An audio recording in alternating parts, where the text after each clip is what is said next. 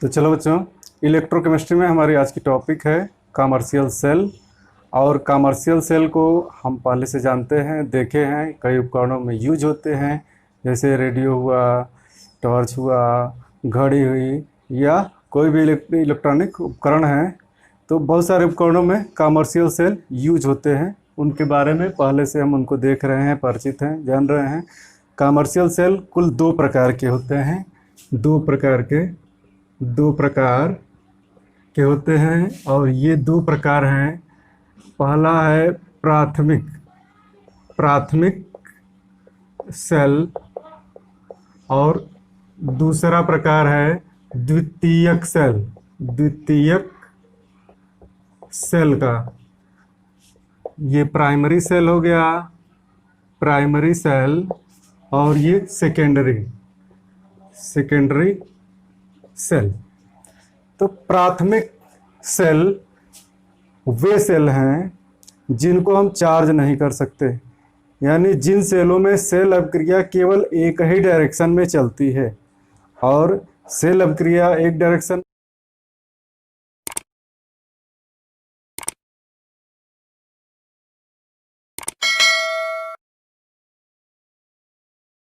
तुम लोगों को पहले मैं बता चुका हूं कि गैल्वेनिक सेलों में, जैसे व्यापारिक सेल जो हैं हमारे, सभी के सभी क्या हैं? गैल्वेनिक सेल हैं, गैल्वेनिक सेल। और गैल्वेनिक सेलों में हम क्या करते हैं? रासायनिक ऊर्जा को विद्युत ऊर्जा में बदलते हैं, विद्युत ऊर्जा में परिवर्तित करके उसका प्रयोग किया जाता है। तो प्राथमिक सेल में सेल अभिक्रिया एक ही डायरेक्शन में संपन्न होती है। सेल धीरे धीरे यूज होता है और लास्ट में डेड हो जाता है, उसको फेंकना पड़ता है। लेकिन सेकेंडरी सेल क्या करते हैं? वो रिचार्जेबल होते हैं। उनमें सेल रिएक्शन दोनों डायरेक्शन में, यानी एक बार क्या रासायनिक ऊर्जा को विद्युत ऊर्जा में बदला, सेल का पोटेंशियल खत्म हो गया, जीरो पोटेंशियल पे या बहुत कम पोटेंशियल पे पहुंच गया, तो फिर इस पे हम विद्युत ऊर्जा आउटर सोर्स लगाते हैं। किसका? इलेक्ट्रिकल एनर्जी का सोर्स लगाते हैं, और सेल अभिक्रिया को बैकवर्ड डायरेक्शन में लेके जाते हैं।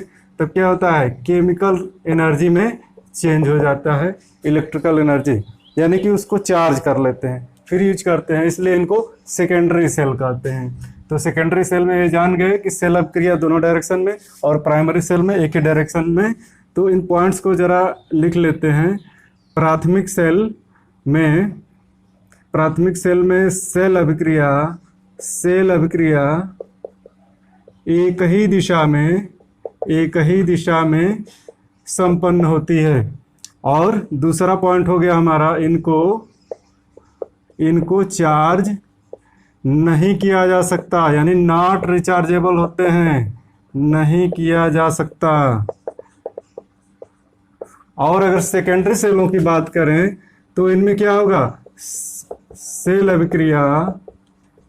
अभिक्रिया दोनों दिशाओं में संपन्न होती है, दोनों दिशाओं में संपन्न होती है, यानी कि इसको हम क्या कर सकते हैं? चार्ज कर सकते हैं।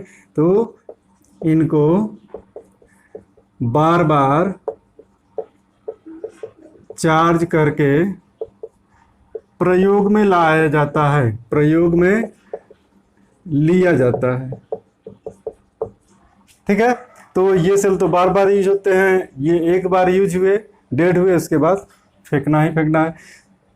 तो अब हम बात करेंगे कि प्राथमिक सेलों में दो सेलों को पढ़ना है, और पहला सेल है शुष्क सेल, इसी को ड्राई सेल या फिर लेक्लांशे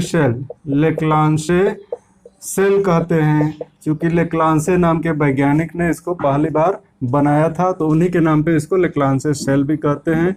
और दूसरा सेल है हमारा मरकरी सेल। तो प्राथमिक सेलों में दो सेलों को पढ़ना है, उसी तरह द्वितीयक सेलों में भी दो सेलों को पढ़ना है। और पहला है उसमें लेड एसिड बैटरी, और दूसरा है निकिल कैडमियम बैटरी।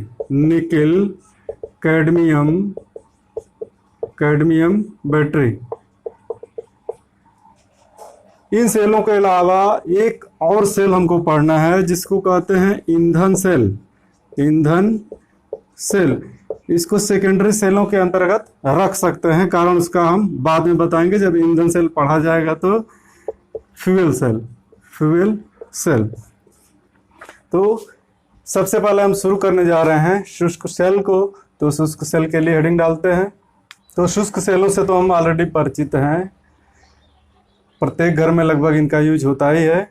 बस हम लोगों को ये देखना है कि इस सेल की बनावट क्या है, इसमें होने वाली सेल अभिक्रियाएं क्या है, ये इंपॉर्टेंट चीज़ें हैं इनमें। तो सबसे पहले शुष्क सेल के बारे में कुछ लिखना है और वो ये रहा। तो शुष्क सेल के लिए है, शुष्क सेल में जिंक धातु से बना एक पात्र होता है जो एनोड का कार्य करता है। इसमें कार्बन तथा MnO2 चूर्ण से घिरी ग्रेफाइट की छड़ कैथोड का कार्य करती है। तो दोनों टर्मिनल मिल गए हमारे। जिंक का पात्र है जो एनोड का काम करेगा और ग्रेफाइट की छड़ है जो कैथोड का काम करेगी। एनोड तथा कैथोड के मध्य रिक्त स्थान में NH4Cl तथा ZnCl2 जिंक क्लोराइड का नम पेस्ट भरा जाता है। ग्रेफाइट छड़ के ऊपर पीतल की एक कैप लगी होती है। तो ये उसकी संरचना है सेल की, और इसको डायग्राम द्वारा बना लेते हैं हम। सेल में हम लोग देखते हैं, ये हमारा हो गया जिंक का पात्र, और जिंक के पात्र का ऊपरी सिरा जो है सील होता है, और इसके ऊपर हमको दिखाई देती है पीतल की कैप। पीतल की कैप हम लोगों को दिखती है, और इसमें क्या होता है, इस पीतल की कैप से लगी होती है ग्रेफाइट की छड़। और ग्रेफाइट के बारे में हम जानते हैं कि ये क्या है, कार्बन का ही एक एलोट्रॉप होता है ग्रेफाइट। तो ये ग्रेफाइट की छड़ हो गई, और ये ग्रेफाइट की छड़ कोक चूर्ण और MnO2 से घिरी होती है।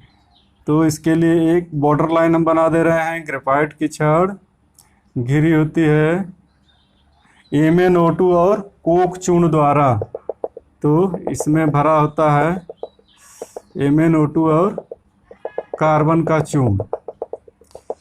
ठीक है, ये MnO2 manganese oxide plus carbon चूर्ण। ये पात्र है हमारा जिंक का पात्र। जिंक का पात्र, ये पीतल की टोपी है, पीतल की टोपी। और जो रिक्त स्थान है एनोड और कैथोड के मध्य का, इस रिक्त स्थान में नम पेस्ट भरा होता है। किसका? ये नम पेस्ट भरा होता है नौसादर और जिंक क्लोराइड का। ये NH4Cl प्लस ZnCl2 का पेस्ट भरा होता है। ये ग्रेफाइट की छड़।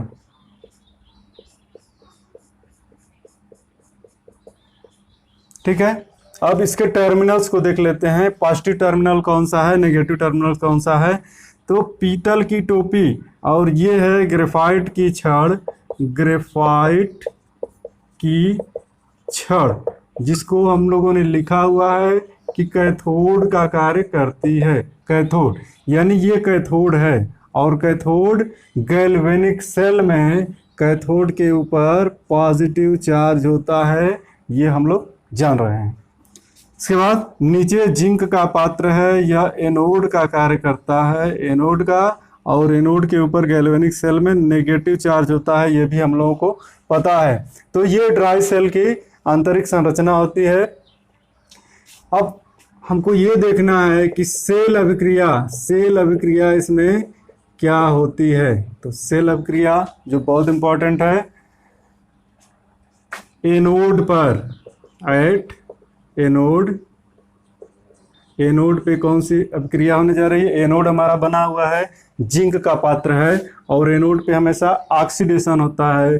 तो यहाँ क्या होगा, जिंक का ऑक्सीडेशन होगा, जिंक से जिंक 2+ स्टेज में पहुंचेगा और 2 इलेक्ट्रॉन का त्याग कर देगा। इसका ऑक्सीडेशन हो गया। कैथोड के ऊपर, एट कैथोड के ऊपर MnO2 यानी मैग्नीज ऑक्साइड का चूर्ण MnO2 अमोनियम आयनों के साथ क्रिया करता है, जो NH4Cl में मौजूद है, अमोनियम आयनों के साथ, और एक इलेक्ट्रॉन लेकर। ये इलेक्ट्रॉन कहाँ से मिलते हैं? जिंक के ऑक्सीकरण में जो इलेक्ट्रॉन मुक्त हुए हैं वही कंज्यूम होते हैं। तो एक इलेक्ट्रॉन लेकर के MnOOH प्लस NH3 ये गैस बन गया। अब यहाँ हम देख रहे हैं इस पे रिडक्शन होना है। यहाँ पे मैग्नीज को देखते हैं तो क्या है, इस ये +4 ऑक्सीकरण अवस्था में है। कैसे? तो एक ऑक्सीजन पे -2 चार्ज होता है, 2 ऑक्सीजन परमाणु पे -4, यहाँ -4 तो यहाँ +4 होएगा। तो ये +4 से +3 ऑक्सीडेशन स्टेट में पहुँचता है, यानी इसका रिडक्शन होता है। यहाँ कैसे? एक ऑक्सीजन पे -2, OH आयन पे -1, यानी कि -2 और -1 दोनों मिला के -3 चार्ज है, उसको बैलेंस करने के लिए +3 चार्ज होगा। तो +4 से +3 स्टेज में इसका रिडक्शन हो जाता है। तो ये एनोड और कैथोड की अभिक्रियाएं हैं। अगर जोड़ दिया जाए दोनों को, यहाँ 2 इलेक्ट्रॉन है, इसको भी बैलेंस करके जोड़ लिया जाए तो टोटल सेल अभिक्रिया प्राप्त हो जाएगी। लेकिन यहाँ हमको दिख रहा है कि अमोनिया बाय प्रोडक्ट के रूप में निकल रहा है, और अगर अमोनिया को इस सेल में कहीं कंज्यूम नहीं किया गया तो क्या होगा? सेल में गैस बनेगी और गैस की वजह से सेल फट जाएगा। तो इस अमोनिया को कंज्यूम करने के लिए ZnCl2 काम करता है। और यहाँ ZnCl2 का अभी तक काम तो दिखा नहीं, तो यही क्या करता है? ZnCl2 Zn आयन, यहाँ एक लाइन लिख के तब इसको बता रहे हैं, सेल में, सेल अभिक्रिया में अमोनिया गैस NH3 गैस बनती है जो जिंक आयनों से क्रिया करके एक कॉम्प्लेक्स का निर्माण करती है, एक संकुल बनाती है। तो ये जिंक आयन अमोनिया के साथ क्रिया करेंगे, 4NH3 है, और एक कॉम्प्लेक्स का निर्माण होगा ZnNH3 4 टाइम्स, और इस कॉम्प्लेक्स के ऊपर 2 पॉजिटिव चार्ज है। यह कॉम्प्लेक्स है, कॉम्प्लेक्स का निर्माण होगा, जिसके कारण अमोनिया का भी कंजम्पशन हो गया, अमोनिया भी खपत हो गई। अब इस सेल का सेल विभव क्या प्राप्त होता है? ड्राई सेल का सेल विभव जो प्राप्त होता है वह है 1.5 वोल्ट। तो 1.5 वोल्ट ड्राई सेल का सेल पोटेंशियल होता है। ठीक है, नेक्स्ट लेक्चर में हम लोग मरकरी सेल को पढ़ेंगे। That's all, thank you.